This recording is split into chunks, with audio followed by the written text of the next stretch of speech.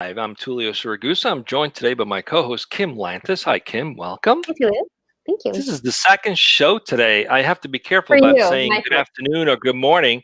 This morning I was going to say good morning, but then I realized it was the afternoon on the East Coast, so I can't say good morning or good afternoon in the morning show. But today, for this one, I can say good afternoon because it's truly in the afternoon everywhere that people are watching. So We'll just go with welcome. greetings from now on. It's a safe bet.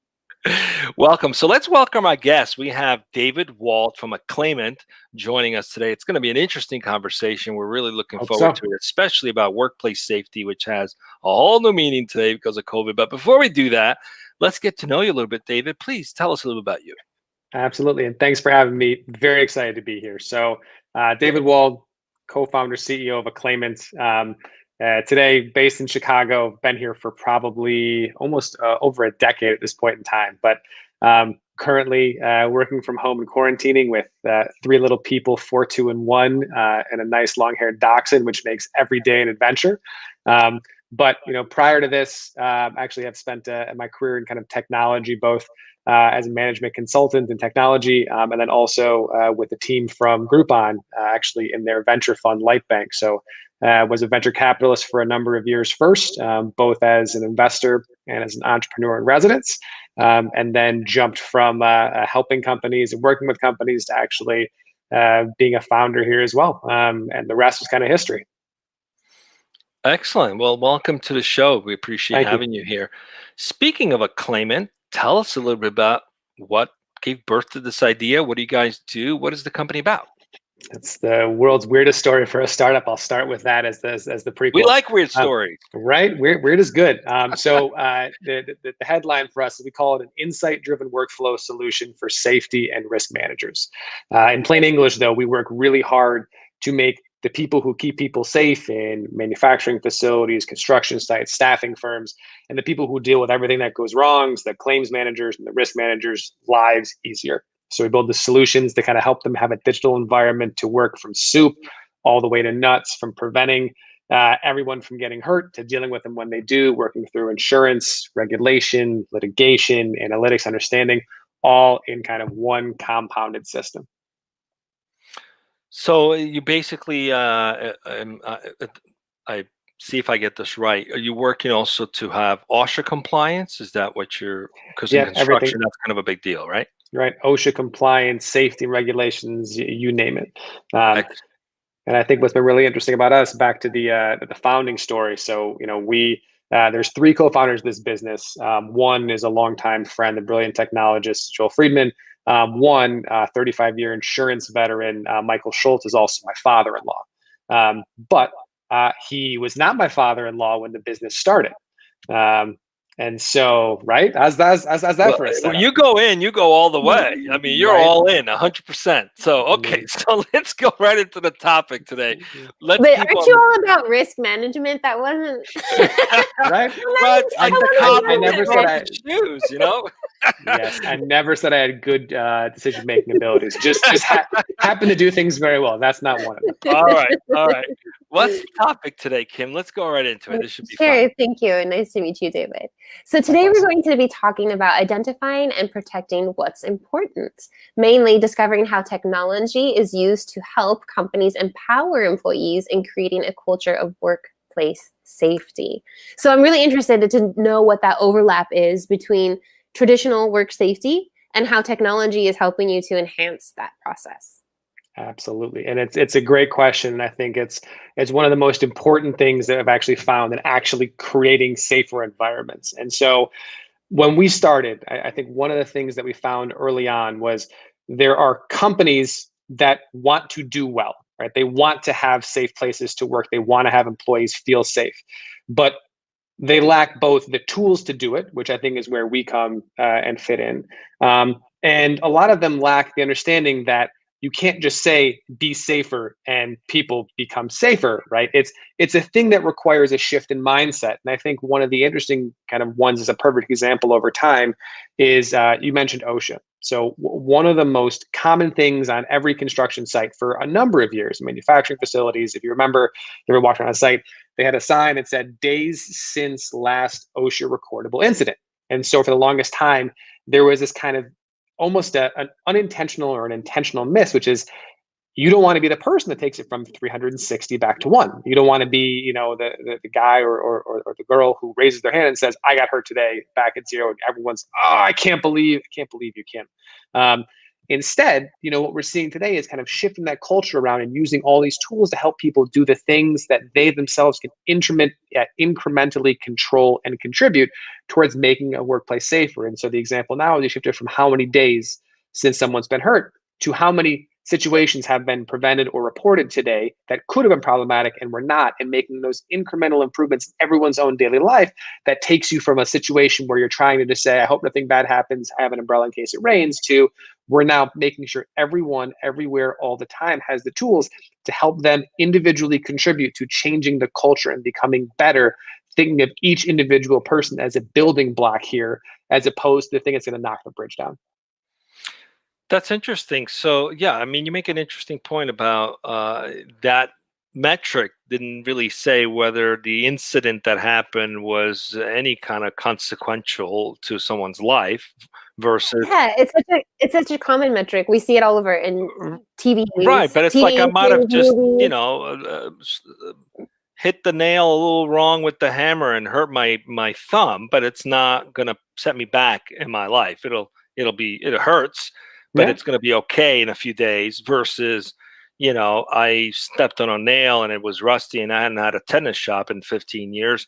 That's a problem, right? Or worst case scenario, there's even worse situations. So how does this technology, you said something interesting about being able to make incremental improvements or being able to identify this happened, but we avoided it to be worse. How do you go about showcasing that? How does the technology allow that to happen? Can we pause just 1 second? I'd like to go back. So what I'm understanding is that we're utilizing technology to shift our mindset rather than like, ugh, don't screw up. It's like, hey, everybody's opening their eyes and collectively we're able to be even more preventative because everybody collectively with technology's help is on the lookout for the thing that could cause the next oops rather than don't make it. Well, that's the question. That's what we're trying to find out, right? Absolutely. How does it work? Right. Did I understand that right? Absolutely. Okay. And so I think, right. And I think we kind of think of technology here. And I think I was reading an article today, and it might even been one of the guys who was on your show. I think it was IA versus AI, if I'm not mistaken. And I think his point was spot on, which is, you know, in our view, technology is here to help assist people do their jobs better, be safer, and contribute, as opposed to trying to find ways to be replacing. And I think how we envision our product and where we fit in is we believe that not every business wants to be a safe business. And so for the people who just, you know, want to pay their claims, pay their OSHA fines, move on, you know, and it kind of is what it is because the guys who run it think it's good enough, or they make enough money, or they don't care, that's fine. We feel like we're able to help the companies who make the proactive decision to say, I want to be, and we call it active risk management, but it basically means people who embrace safety and proactivity as a cultural idea, as a thing that they want to do. When that happens, our solution is actually designed to connect the entire field population, the corporate offices, to make sure all of the data collection processes, follow-ups, everything that someone needs to be able to do to work through the myriad of ways you can keep people safe, mitigate things that go wrong, and deal with the things that really go wrong in one connected solution. And so whether we're talking about, you know, on a mobile device, being able to walk around and document things that are out of compliance or things that are unsafe, or reporting things, you know, where a forklift, you know, almost crushed me this morning because we had a blind corner without a mirror on it. And hey, let's go ahead and make sure someone knows about that versus I'm just saying, okay, back to work. So how we think about it is each individual person at a work site has an opportunity to contribute to completing activities that help to make the place safer, cleaning things up, observing behaviors, documenting things that are going right and wrong, and letting people know when there are opportunities for improvement, as well as when things do go wrong, being part of a connected solution that can say, hey, by the way, so-and-so got hurt today. Okay, let's go ahead and make sure that David's following up with the injured employee. Let's make sure that the supervisor is giving them a call after they've gone home from work to make sure that they're feeling okay, they have a way to come back, that nothing is falling through the cracks. Because we find the trick to safer environments, the trick to having workplaces that are more inclusive, isn't so much about doing anything radically different, although there are some great radical ideas out there. But most people don't have the tools, processes, and systems in place to really help them do all of the basic stuff. And I think that's really where we come in, is we help make the basic stuff easy, automated, just like that. I love the idea of the tools and the processes in place and the idea of garnering a greater community. So the forklift guy is like, gosh, we really should have a mirror there. But I think traditionally, or where we're still trying to close that gap, is who do I talk about that, right? It makes me think of the times, this very sad cases where how many of us, right, have been driving and you're like, gosh, this four-way stop really should be a stoplight. Somebody's going to get killed someday. And nobody does anything until somebody gets killed. And then a week or two or however many, then the city's putting up a stoplight, right? So it's like, we're sitting here going, there really should be a stoplight here. There really should be a stoplight here. But maybe we don't even know who to reach out to get that stoplight. And so you help creating that network within the company itself and that voice and encouraging that voice. Yeah, connectivity. So David, how does it work? That's brilliant. How does it logistically work? Is it an app that people can? Well, I don't want to give you the answer. You please tell us how it works. Yes, no, great. No, so app, mobile-friendly website, and then internet browser-based solution. So connecting all three. So anybody with any device, anywhere, gets access to the Aclaimant system, logging in with kind of secure credentials. When they pull it up, they have kind of a couple of different roles, but what we'll basically do is we create a digital equivalence of their current processes in our solution. So the idea is that if you are a company who says, here's our daily checklist for a food facility, or you're a restaurant that says, here's our opening checklist, you're a construction site that says, here's how we evaluate forklifts, or here's our end of shift checklist, whatever it may be, or here's the procedures you want people to go ahead and work through in the event of a workplace injury or an accident or damage to property. We take all of those things and or a combination of our best practices and load them into our system. So let's press the button. It's all right there. It's connected to all of your core back office systems and third-party data sets. So I can go ahead and pull over information about my job site. I can append information about the weather today automatically, and then walk through all the different things that I need to go ahead and do, either because it's a best practice, it's a regulation, my company suggests I should do it, all my fingertips, and then route information in a workflow solution to the appropriate parties in corporate, in HR or risk with your insurance carrier or your agent. So the idea is we're trying to go ahead and take what is today a relatively ad hoc and disparate process, make it available to anybody at their fingertips on any device, press a button, follow the steps, submit it, task information, immediately go out to whoever they have to go to. All the appropriate follow paperwork is assigned and created digitally in a system. Your claim can be filed with your carrier at the click of a button. And again, we take, what today is multi-step, broken, complex, very difficult, and make it just available on your phone as easy as you're going to open up, iTunes or Spotify and just listen. How's it done today? Is it all just written manuals? You have to. How's that being managed today? Yeah, so it's the most. Different? Yeah, it's the most amazing thing. And this was one of our craziest insights when we started off. And so if you can imagine, I came from VC, I came from the venture world. And so, we're doing investing and we're looking at AI, reading insights on social trending that's being used to power hedge funds, like crazy stuff that's like 15 levels of tech deep. And what's really interesting is the deeper we get into this space, the more we realize that it's an incredibly young and incredibly green space across safety and risk management that is still today managed either through a legacy system that was built in 95, 2000, 2005, if you're lucky, but 80% of our customers are still using paper, pencil, Excel, Access, if you're lucky, Dropbox and SharePoint. And these aren't companies like, Bob's Pancakes. These are, Fortune 50, Fortune 500, incredibly sophisticated organizations. But the problem is there's so much nuance and so much complexity, and it's such kind of a hidden club in terms of safety, EH&S, and risk that a lot of people haven't tackled it. And so what we kind of found was by taking the approach of building a easy to configure workflow solution, giving people the ability to go ahead and build their tools and their systems and processes easily into a system that is representative of the way that safety managers work and risk managers work, and the complexities of things like insurance and OSHA and state boards, et cetera. We really took what was a series of very complex problems, and it sounds very simple. The playbook makes a ton of sense. Everyone's done it everywhere. Risk and safety just got forgotten about, and we felt like that wasn't fair. And somebody needed to help look out for them as well. And, that was us. So Correct me if I'm wrong. It's mostly a pull system, right? I get in there to use the information. But I think we had a conversation earlier hinting the possibility that I can also push information. How does that come into Absolutely. play?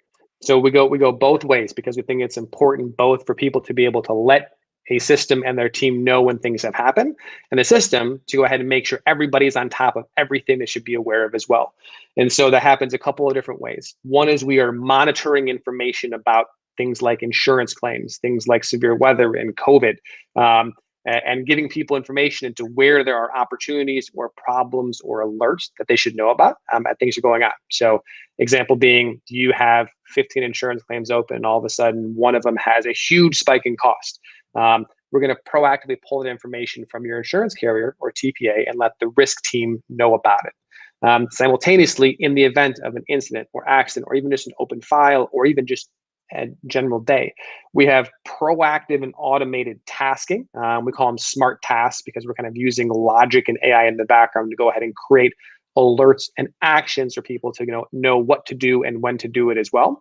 So we kind of felt like the combination of being able to enter information in the system, have the system pull information from third parties, and also monitor open situations, and then let people know automatically when they have things to do, when things are missed, when there's opportunities to go ahead and improve, was equally as important. Because to your point, it's only as good as the action you're able to influence people to do, whether it's proactivity on their part, from their point, or letting them know how to be proactive in their daily lives.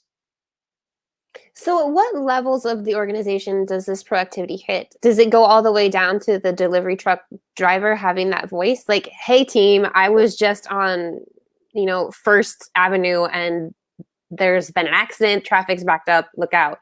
Or, the ice is really bad in this area, redirect. Or are we able to talk about that and communicate one another using your application? Absolutely.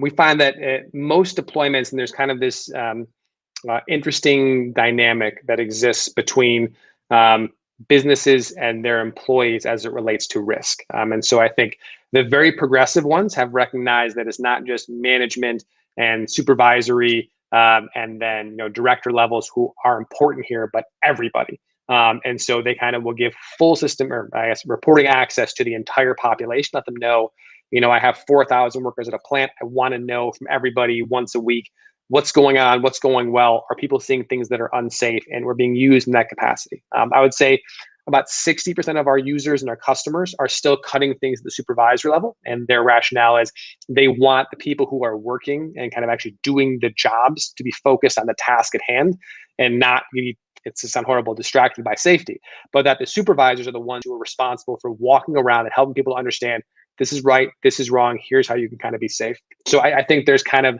a business decision people make often, but we can go all the way down to the users and employees and even out to third parties as well.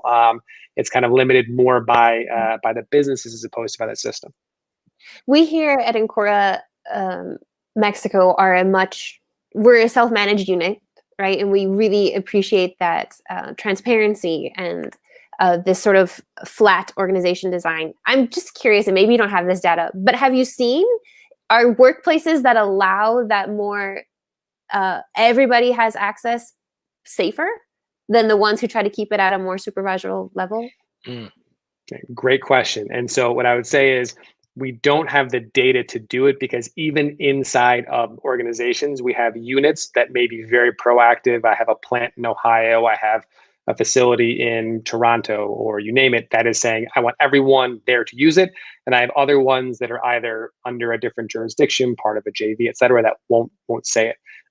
I can say factually that the number of data points, the amount of follow-up that people do from employee inspired or employee activated safety programs are far and away significantly more. It's 10 to 20 times more activity and more follow-up.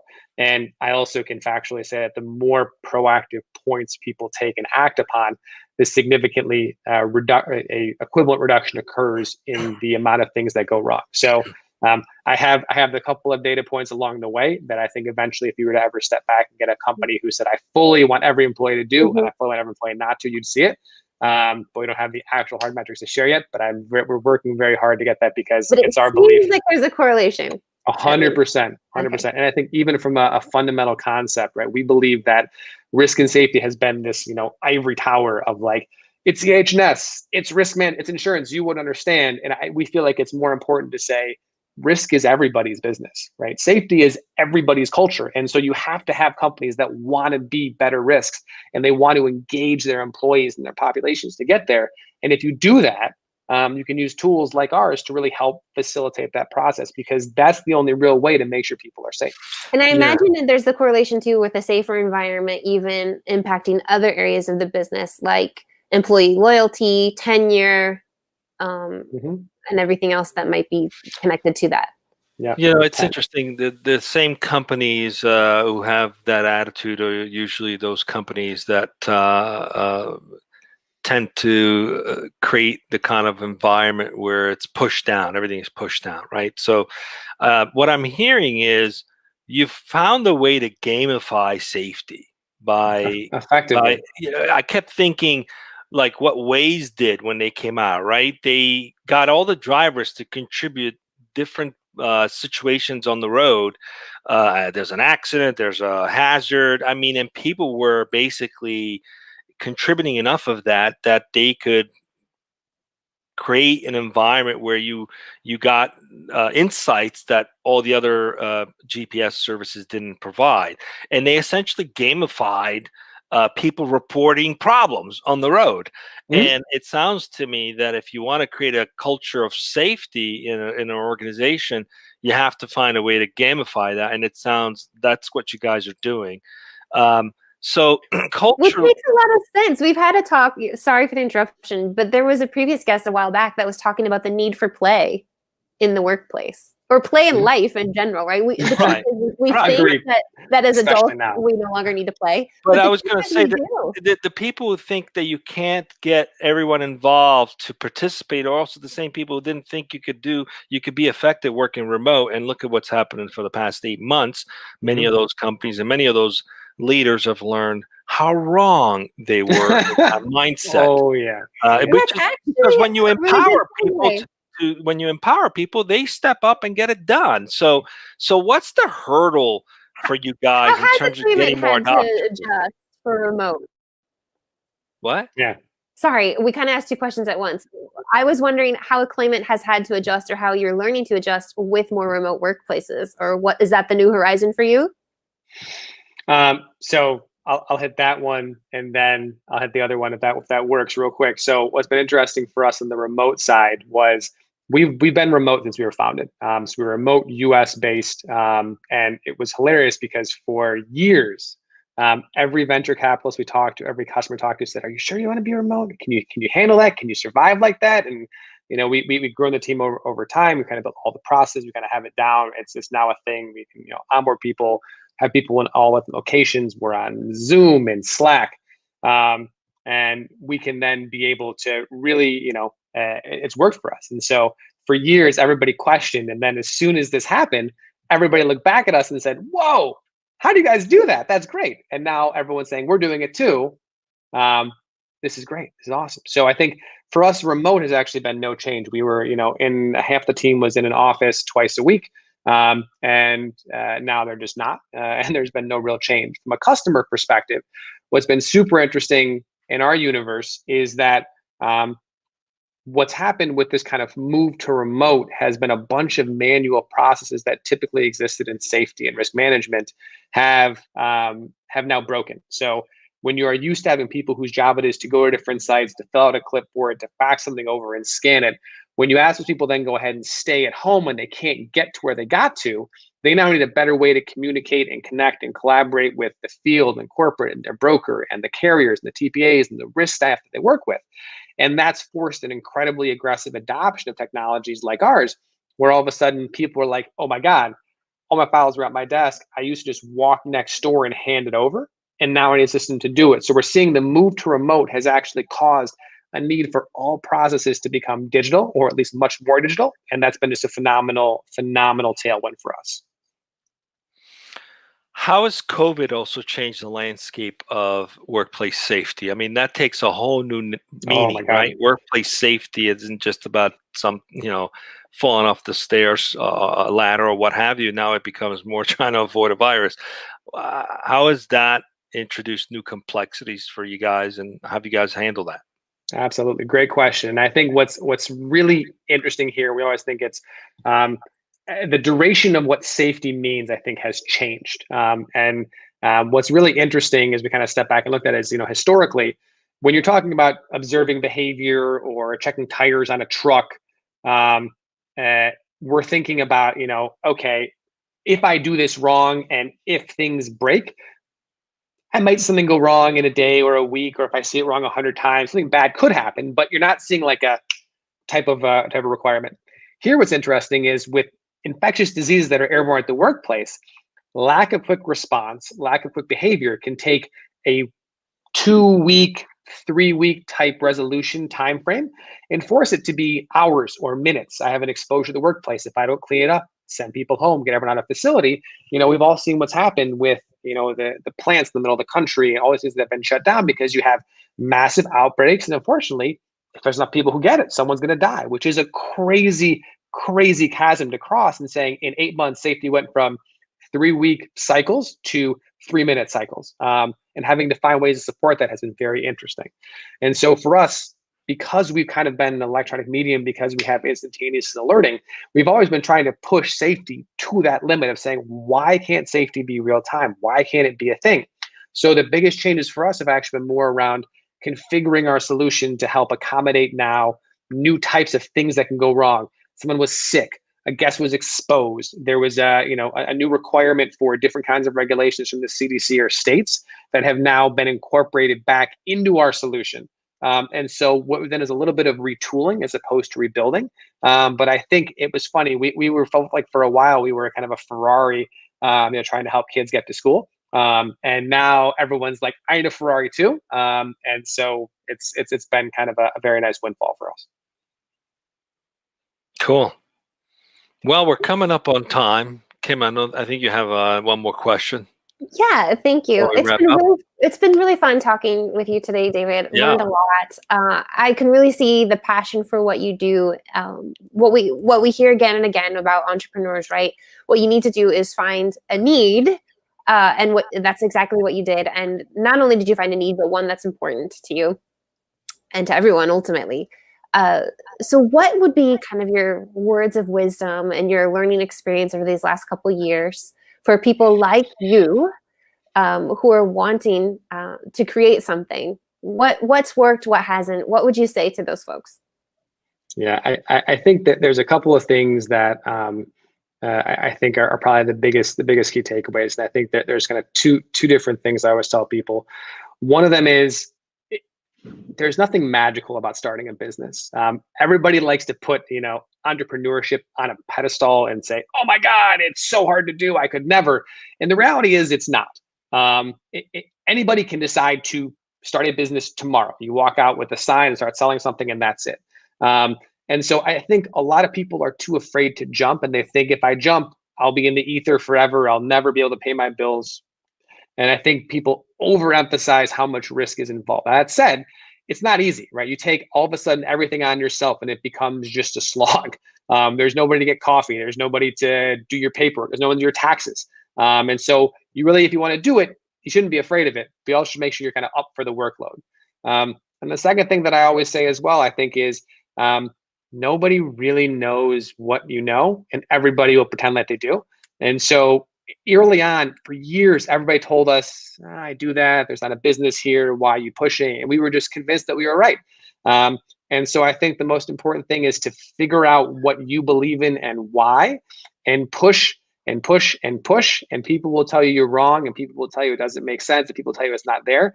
But as long as you're kind of true in your beliefs and you kind of know where you're headed, just keep going, because either you get there or you won't, but you will definitely not get there if someone talks you off the path.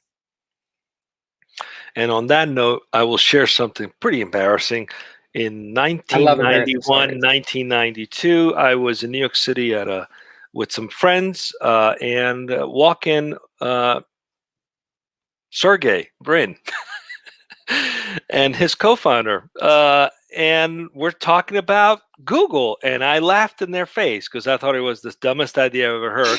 And at the time, I could have invested a little bit and made lots and lots of money from that investment. So the last laugh is on those guys who believe in themselves, who get it done in despite of people like me who said that sounds like a ridiculous idea. So congratulations for Thank you. sticking with it, because you'll have the last laugh. So anyway, thanks for joining us. Stay with us as we go off the air. Thank you for being with us. I'd like to encourage everyone to come back next Monday for the recap show. We don't have a show next tomorrow. Our guest had to make a change, so we will be back Monday at 1 p.m. Pacific for the recap show. We did still manage to have 3 shows this week. We had 1 yesterday and 2 today, so we'll have plenty to recap. I encourage you to come back, and you'll hear the lineup for next week on Monday at 1 p.m. Pacific. Thanks for joining us. Have a safe rest of your week, and